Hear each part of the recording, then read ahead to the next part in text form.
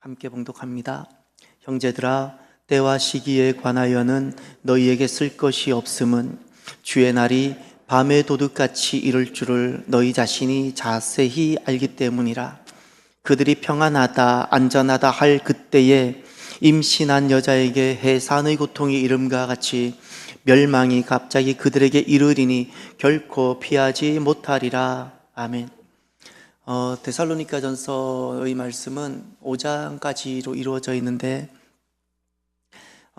오늘 이 본문 말씀 이제 서서히 끝나가는데 데살로니가 이 말씀은 어떤 배경을 가지고 있는지를 살펴보면 참 유익합니다. 사도행전 17장으로 한번 돌아가 보십시오. 사도행전 17장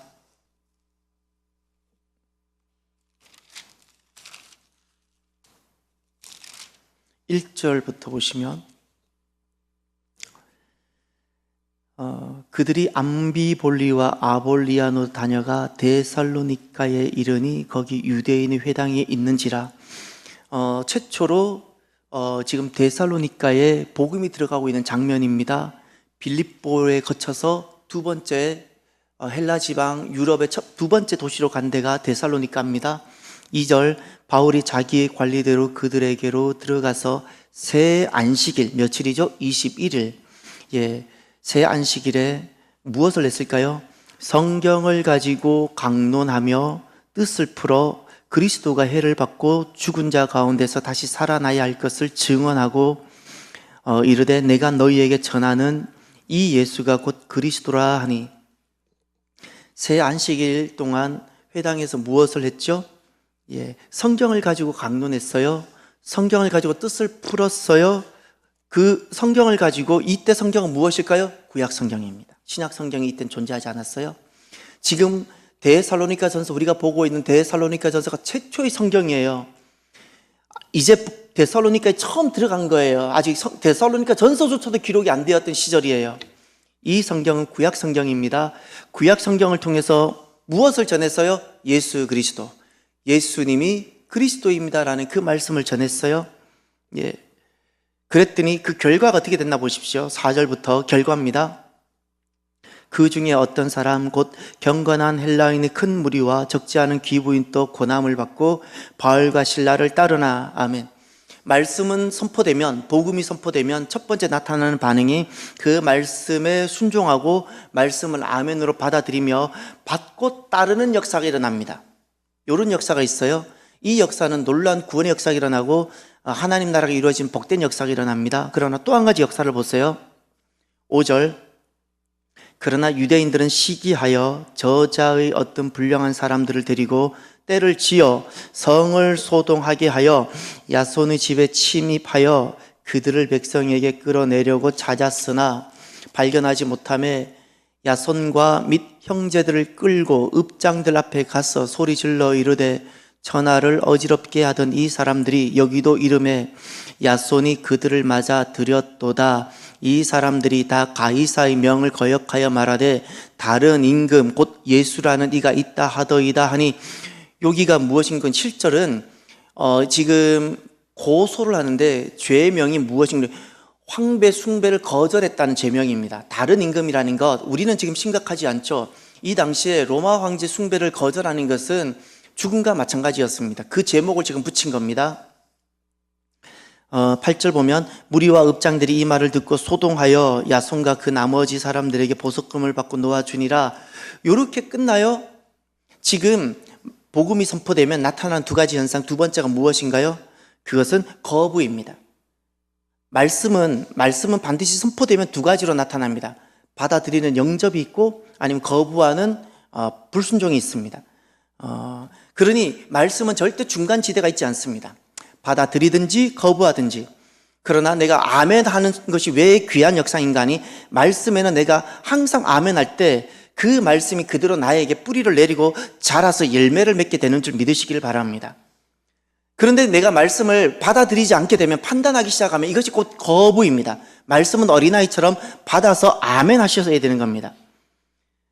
그리고 마지막 10절을 보면 이런 말씀이 나옵니다. 여기까지가 데살로니가 전서와 관련된 말씀입니다. 10절에 보면 밤에 형제들이 곧 바울과 실라를 어디로 보냈어요? 베레아로 보냈어요? 언제 보냈어요?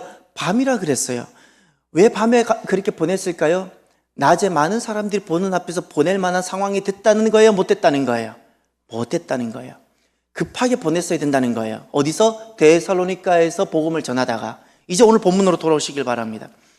그런 배경을 가지고 지금 고린도까지 내려와서 사도 바울이 지금 막 개척된 저 데살로니가 교회가 걱정이 되겠어요, 안 되겠어요? 그래서 하나님께서 감동으로 주신 말씀이 데살로니가 전서예요. 자, 이제 사도 바울이, 복음을 전하던 사도 바울이 도망치듯 떠나게 됐어요. 데살로니가 교회는 어떻게 됐을까요? 소멸됐을까요? 흩어져 없어졌을까요? 지금 데살로니가 교회는 새신자 중에 새신자고 초신자 중에 초신자고 개척교회 중에서도 개척교회예요. 정말 영적으로 어린아이와 같은 정말 미숙한 교회일 수 있어요. 교회가 어떻게 됐을까요? 소멸됐을까요? 기억하십시오. 교회는 시련을 이깁니다. 믿음은 환난을 이깁니다. 아무리 어려도, 아무리 새신자일지라도 정말 그에게 거듭난 믿음이 있다면 어떤 환난도 이깁니다. 이것이 생명의 능력입니다. 이것이 생명의 능력이에요. 데살로니가 교회 태어나자마자, 개척되자마자 엄청난 시련을 겪습니다. 소멸되지 않습니다. 이깁니다. 이깁니다. 인류 역사상 지금까지 환난으로, 시련으로 교회를 소멸시킨 적이 없어요. 지금 북녘 땅을 생각해 볼까요? 한국의 예루살렘이라 불렀던 저 북녘 땅이 지금 어떻게 됐을까요? 우리는 지금 그곳에 교회가 없을 거라고 생각하죠. 저는 선교사님들을 통해서 듣는 바가 있어요. 이런 이야기를 들었어요. 부끄러웠어요. 북한에 지금 또 지하교회 성도들이 있는데 우리는 지금 그들이 걱정돼서 기도한다 그러죠? 그들은 한국 교회, 저 남한 교회 변질을 두고 기도하는 거예요. 걱정하면서. 남한 교회, 변질되고 있는 남한 교회 성도들이 너무 걱정되어서 그들이 식음을 전폐하면서까지 기도하고 있다는 거예요. 우리가 정말 가슴을 쳐야 돼요. 우리는 그들이 걱정되는 것 같죠? 잊지 마세요. 어떤 총괄도요, 믿음을 빼앗아가지 못합니다. 믿음을 빼앗아가지 못합니다. 믿음은 생명이고요, 믿음은 능력입니다. 지금 우리가 새벽 예배 때 우리가 매일 만나를 하고 있죠? 그 서문화 교회 말씀을 언젠가 우리가 보게 됐죠? 서문화 교회 제1대 감독이 계셨어요. 폴리갑이라는 분입니다. 그분은 서머나라는 도시의 12번째 순교자가 됐어요. 그때 나이가 86입니다. 86세. 그때 그 지역 총독이 자기가 봐도 이 사람을 죽여야 될 이유가 없는 거예요. 살려주고 싶은 거예요. 그러나 총독이기 때문에 명분이 필요해요. 그래서 그 폴리갑에게 부탁하듯이, 정말 죽이고 싶지 않으니까 부탁하듯이 한 가지를 했어요. 가이사를, 황제를 단 한 번만 주라고 하라고. 단 한 번만. 단 한 번만 하고 앞으로 안 해도 된다고. 여러분이라면 어떻게 하시겠어요? 돌봐야 되는 교회도 있고, 저 많은 성도들이 보고 있고, 저 성도들 어떻게 해요? 내가 갑자기 없어지면. 그런데 가이사가 주라고 한 번만 말하라고. 그때 86세 된 폴리갑 서머나 감독 되시는 그분이 이렇게 말씀하셨어요. 86년간 내가 그리스도를 섬겨왔는데 그동안 단 한 번도 그분은 나를 모른다고 하거나 부인하시거나 섭섭하게 한 적이 없었습니다. 그런데 내가 어찌 나를 구속해 주신 내 주를 욕하겠습니까? 모른다 하겠습니까? 그리고는 두 발로 제 발로 걸어서 화영장으로 가셨어요.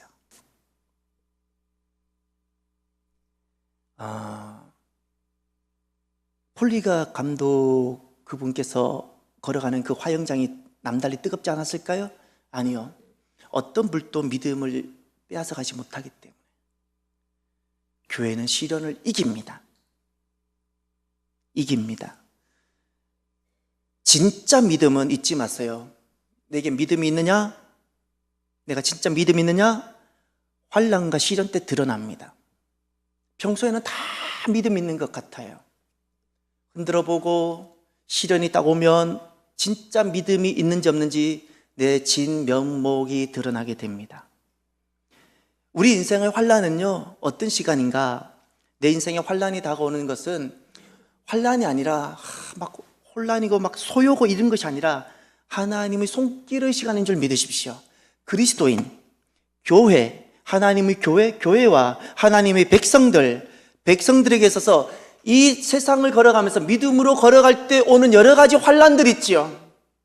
그 환난은 내가 방치되어진 시간이 아니라 내가 영원히 이 땅에서 마치 소멸되는 것 같은 어둠의 시간이 아니라 그 환난은 하나님께서 내 인생을 복되게 하기 위해서 하나님 손으로 나를 휘젓고 계시는 시간인 것을 보시길 바라요.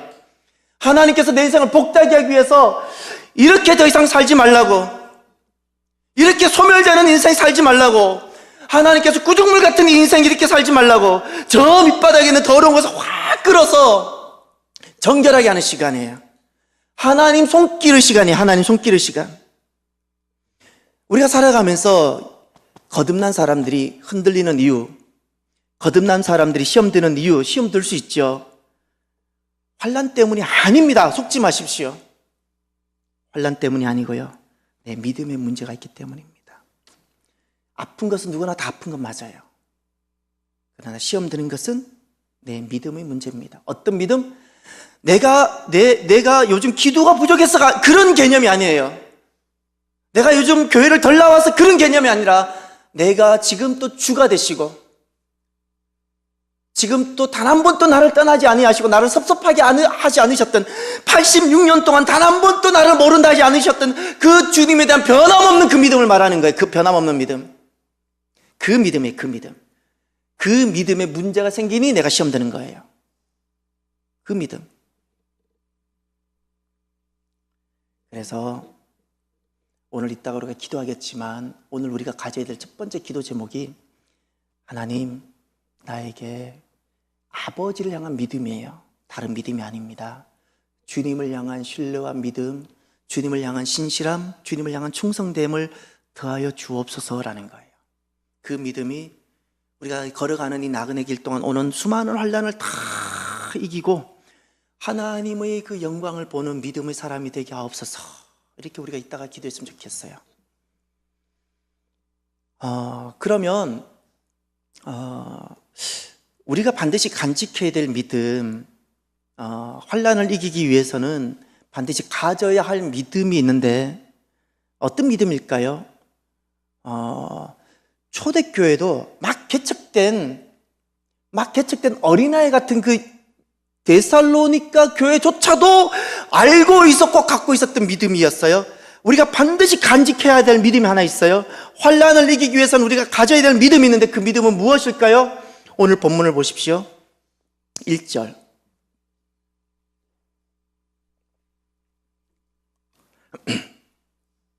형제들아, 때와 시기에 관하여는 너희에게 쓸 것이 없음은, 아멘.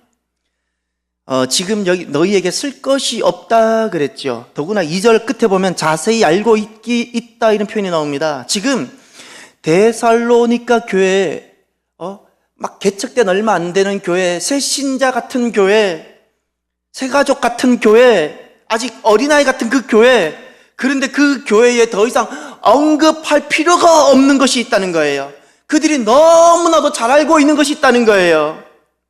초신자인데, 초대교회인데 언급할 필요가 없을 만큼 자세히 알고 있는 것이 있어요. 그것이 무엇이라고요? 때와 시기. 여러분은 때와 시기를 알고 계시나요? 그 당시 초신자들도 알고 있었던데 오늘날 저와 여러분들은 알고 있나요? 이 때와 시기는 무엇일까요? 때는 헬라어로 크로노스입니다. 크로노스. 시기는 헬라어로 카이로스입니다. 때라는 것은 우리가 잘 알고 있는 점점 소멸되는 시간 개념이에요. 우리가 흔히 말하는 시간이에요. 카이로스는 무엇일까요? 카이로스는 특정한 목적과 특정한 뜻을 두고 정해진 시간입니다. 하나님의 구속과 하나님의 목적을 이루시기 위해서 하나님이 정해두신 시간이고, 그 시간은 이미 정해져 있고 우리에게 다가오고 있는 거예요. 이건 다가오는 거예요. 크로노스는 소멸되고 있어요. 하나하나씩 갉아먹으면서 소멸돼요. 카이로스는 이미 하나님의 목적과 구원 계획이 있어서 그것이 정해져 있어서 그 시간이 우리에게 다가오고 있어요. 중요한 사실은 세상은, 예수님을 만나기 전에 세상은 크로노스만 압니다. 크로노스만 압니다. 그러니 이 크로노스라는 시간 속에는 두 가지 딱 개념이 있어요. 소멸, 그리고 허무. 크로노스 시간 안에는 이것이, 그래서 허무한 거예요. 아무리 많이 공부를 한들, 아무리 많은 명예를 얻어본들 허무해요. 이게 크로노스 시간이 가져다 주는 인생이에요. 그런데 하나님을 알게 되면, 예수님을 만나고 거듭나게 되면 새로운 시간이 하나 생기게 됩니다. 그게 카이로스예요. 카이로스라는 것은 내가 교회가 되고 하나님 백성이 되면, 카이로스에 하나님께서 계획해 두신 그 계획에 의해서 우리 크로노스가 움직여진다는 것을 알게 됩니다. 전에는 그것을 전혀 몰랐어요.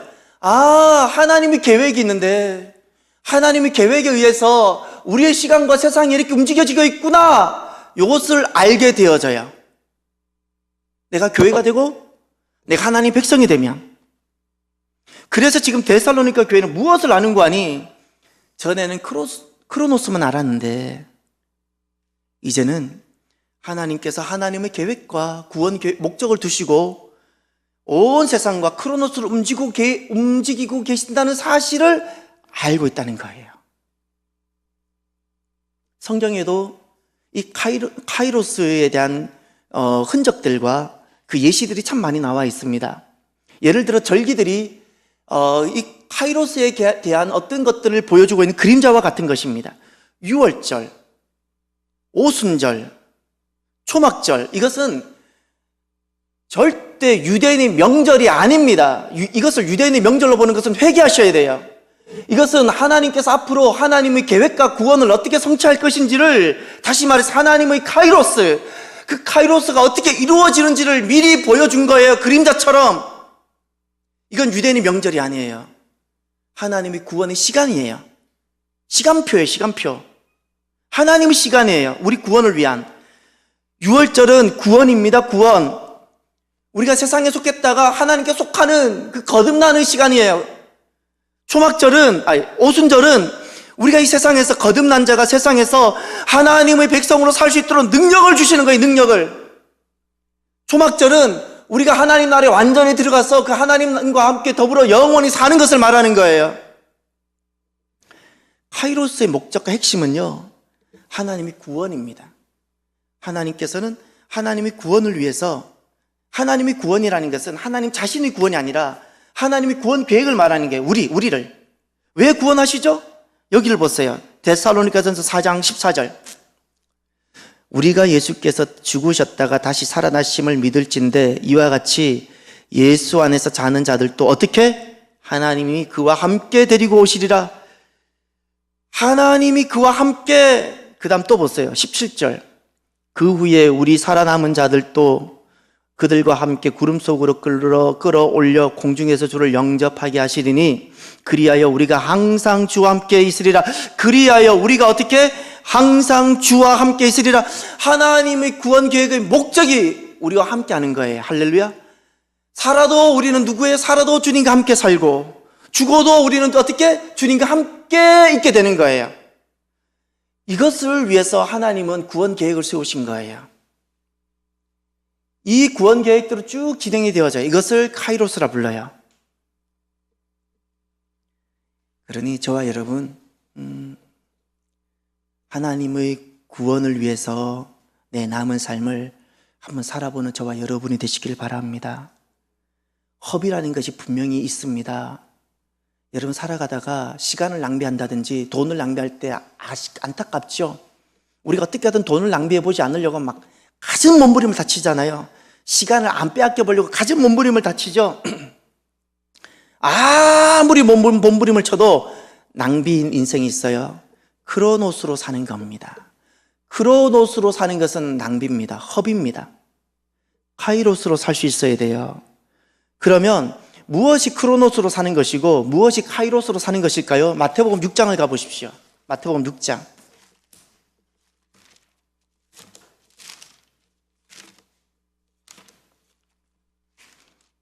이제 어떤 것이 허비고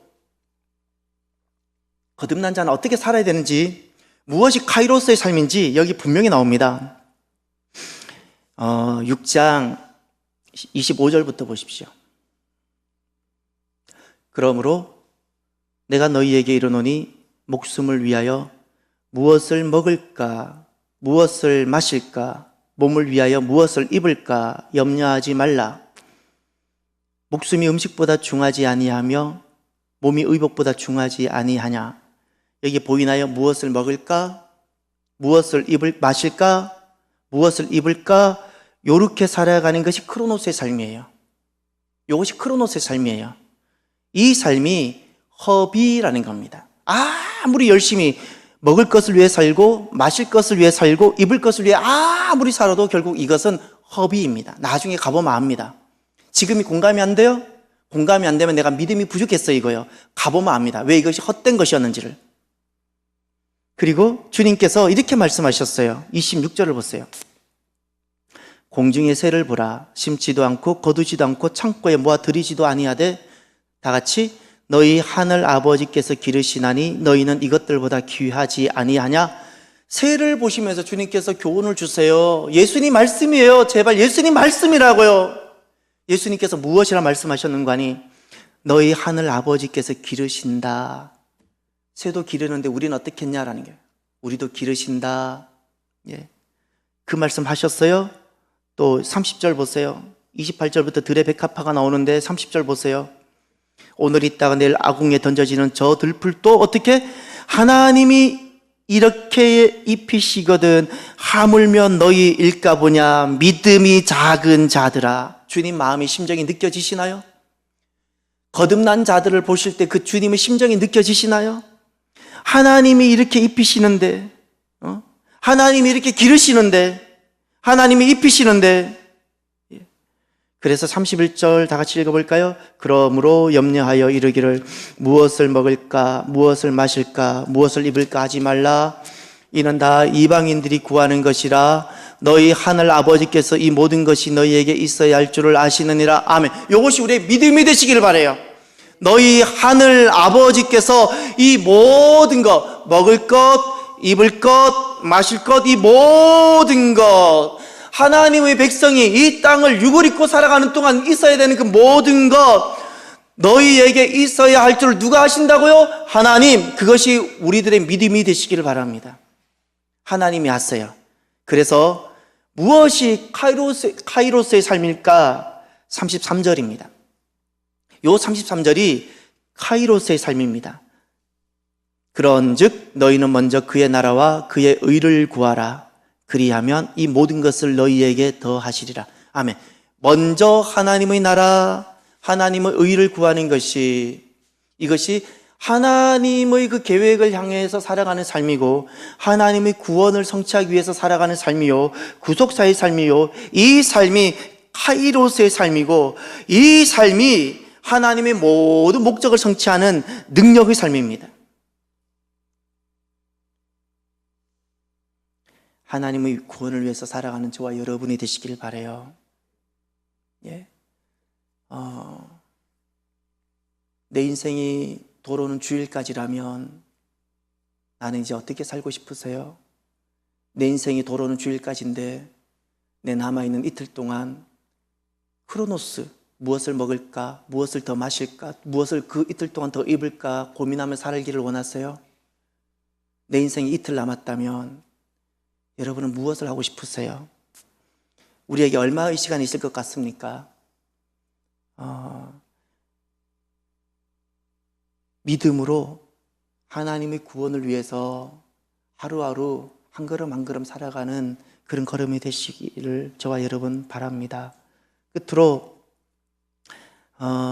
하나님의 구원, 다시 말해 카이로스의 특징이 있습니다. 오늘 본문을 보실까요? 오늘 본문에 보면 하나님의 구원, 이 카이로스 시간은 특정 시간이 다가오는 것입니다. 정해진 사건, 정해진 끝이 있어서 점점 다가옵니다. 그래서 2절 3절을 보십시오. 주의 날이 밤에 도둑같이 이를 줄을 너희 자신이 자세히 알기 때문이라. 그들이 평안하다 안전하다 할 그때에 임신한 여자에게 해산의 고통이 이름과 같이 멸망이 갑자기 그들에게 이르리니 결코 피하지 못하리라. 아멘. 여기 주의 날이라고 말씀하고 있죠. 이 주의 날이라는 것은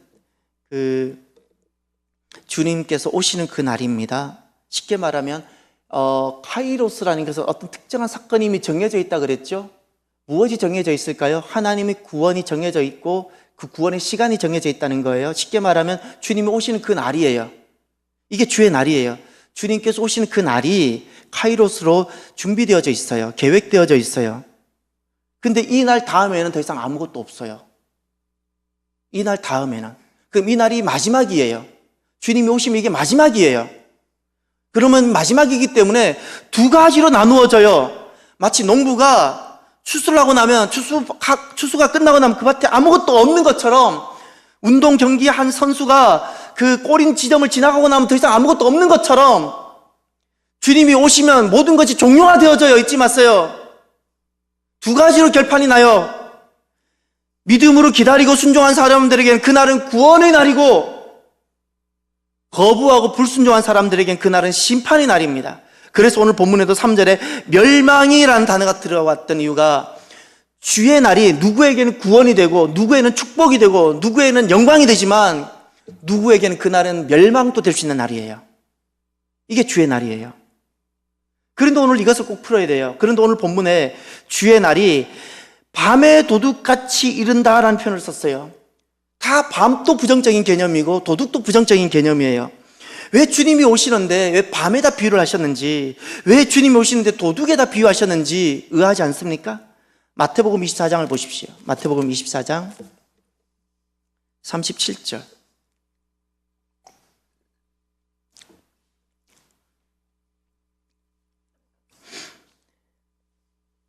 노아의 때와 같이 인자의 임함도 이러하니라. 이 37절부터 예수님께서 재림의 때, 주의 날에 대해서 미리 말씀하셨어요. 우리가 언젠가 맞이하게 될 그 주의 날이 있는데 그 주의 날의 모습을 미리 말씀하셨어요. 예수님의 말씀입니다. 노아의 때 비유하셨어요. 노아의 때와 똑같다는 겁니다. 38절. 홍수 전에 노아가 방주에 들어가던 날까지 사람들이 먹고 마시고 장가들고 시집가고 있으면서 이게 다 크로노스예요. 그 누구도 카이로스가 없어요. 다 먹고 마시는 것만을 위해 살아요. 먹고 마시는 것만을. 먹고 마시기 위해서 일을 해요. 그래서 39절 보세요. 홍수가 나서 그들을 다 멸하기까지, 멸이란 단어 나오죠. 멸망. 다 멸하기까지 깨닫지 못하였으니 그 다음 요 말씀을 꼭 들으셔야 돼요. 인자의 임함 또 이와 같으리라. 주님께서 오실 그날 또 이와 같다라는 거예요. 잊지 마세요. 정말 정신 차려야 돼요. 주님께서 오시는 재림의 날, 주의 날이 있어요. 그 날이 그때 보면 노아의 때와 똑같을 거라는 거예요. 사람들은 그렇게 외쳐도 그냥 먹는데, 마시는데, 입는데, 육을 위해서, 배를 위해서 살 거라는 겁니다. 그게 크로노스예요. 그래서 사람은 그것을 잠자고 있다 주님께서 말씀하셨어요. 그게 잠자는 거예요. 그래서 그게 밤이에요. 그게 밤이에요. 그게 어둠이에요. 그래서 인생은 헛되게 되는 거예요. 허무하게 되는 거예요. 깨어있는 모습은 도대체 무엇일까요? 그 나라와 마태복음 6장에 그 나라와 그 의를 구하는 모습은 어떤 것일까요? 지금 마태복음 24장을 보고 있죠? 거기 나와 있어요. 45절부터 보세요. 충성되고 지혜 있는 종이 되어, 종이란 단어를 쓰셨어요. 둘로스예요. 종이에요. 종이어야 됩니다. 주인에게 그 집 사람을 맡아서 때를 따라 할 때 이때가 카이로스예요. 잊지 마세요. 먹고 마시고 이건 다 크로노스예요. 시간을 그냥 다 소멸시켜요. 그런데 종은 누구인가? 카이로스로 살아가는 사람이에요. 요 때가 이 45절에 놓는 때는 카이로스입니다. 하나님의 구원의 시간을 향해서 살아가는 사람이에요. 그 때를 따라 양식을 나눠줄 자 그랬죠. 그 양식을 누구에게 나눠주는 거예요? 집사람 그랬어요. 집사람이라는 것은 내게 맡겨진 사람들, 내게 맡겨진 사람. 다시 종이라 그랬죠. 이 종의 개념은 주가 있다는 거예요. 주님을 향해서, 주인을 향해서 섬기는 자가 종이에요. 지금 누가 깨어있는 사람일까요? 깨어있는 사람의 모습은 어떤 사람이고, 그 나라와 그 의를 구하는 사람의 모습은 어떤 사람일까요? 주님을 향해서 이 땅에서 종의 모습으로 살아가는 사람, 종이어야 돼요. 섬겨야죠.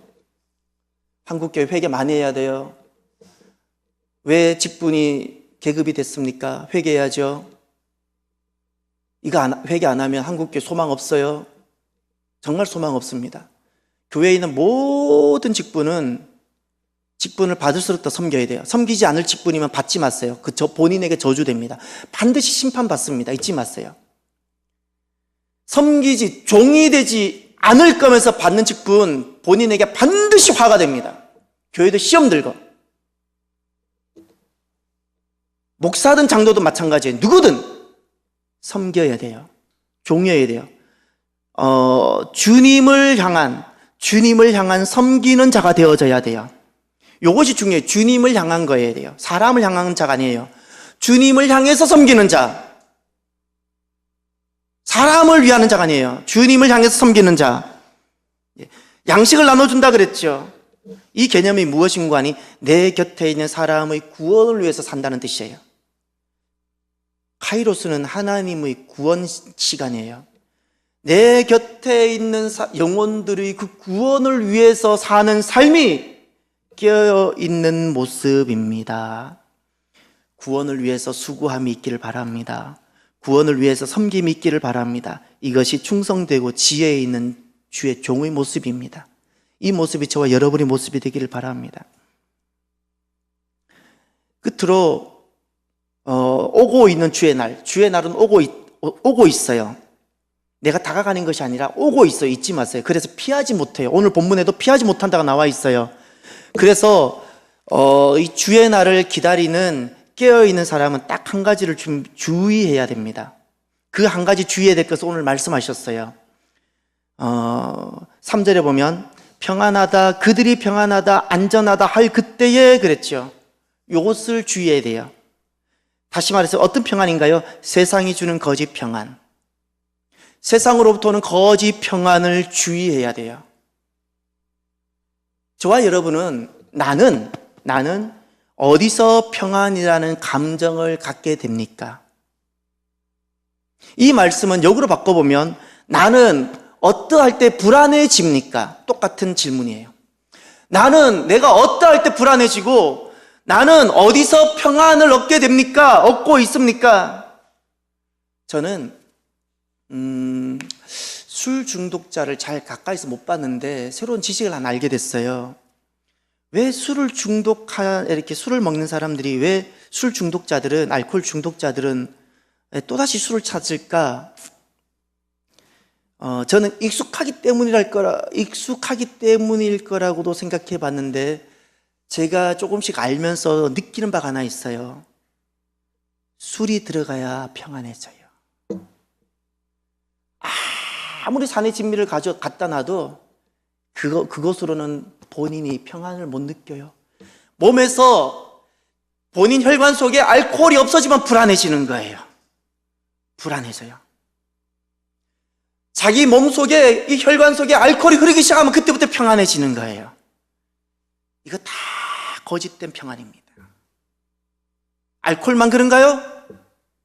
오늘날 술만 문제인가요? 세상에 우리가 취해 사는 것이 너무 많죠. 내가 세상에 취해는, 알코올은 그래도 법적으로 중독이라고 병이라고도 얻기도 하고 손가락질도 받지만 보호도 받지만 너무나도 보호받지도 못하고 병이라고도 질책조차도 받지 못하는 중독이 얼마나 많은지 몰라요. 세상으로부터 오는 거짓 평안들, 세상으로부터 오는 것을 먹어야 평안하고 그것이 없으면 불안해하고 사시나무 떨도 떨고. 주의 날은 오고 있는데 오고 있는 주의 날을 깨어있는 자가 되기 위해서는, 하나님의 구원을 위해서 내가 구속사의 삶을 살아가는 자가 되기 위해서는 잊지 마십시오. 성령이 주는 새 술에 취한 사람이 되어져야 됩니다. 성령이 주는 새 술에 취한 사람은 어떤 세상의 그것으로는 평안은 누리진 않습니다. 그것이 없다고 불안해하지도 않습니다. 불안하지도 않고 그것에서 평안을 얻지도 않습니다. 역으로 그 사람은 성령님으로부터 오는 충만함이 없으면 걱정을 해요. 그래서 기도합니다.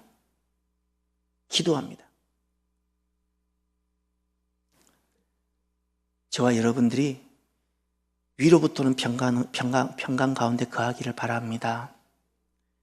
사탄은 반드시 우리에게 거짓된 평강으로 우리를 망가뜨릴 것입니다. 마치 알코올 중독처럼 내 혈관 알코올이 들어가야 평강을 누리는 것처럼 우리를 망가뜨릴 것입니다. 내가 지금 오늘날 갖고 있는 평강이 어디로부터 오는가를 꼭 확인하십시오. 땅으로부터 오는지 하늘로부터 오는지. 하늘로부터 오지 않는 평강이라면 그건 내가 망하고 있는 겁니다. 나는 오시는 주님을 기다리고 있지 못하는 겁니다.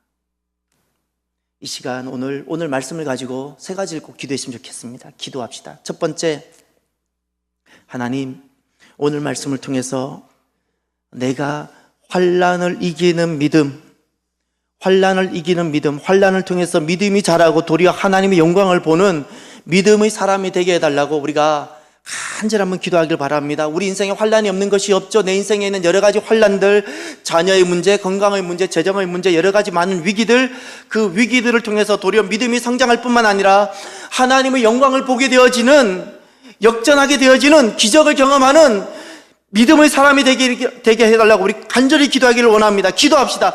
할렐루야, 할렐루야.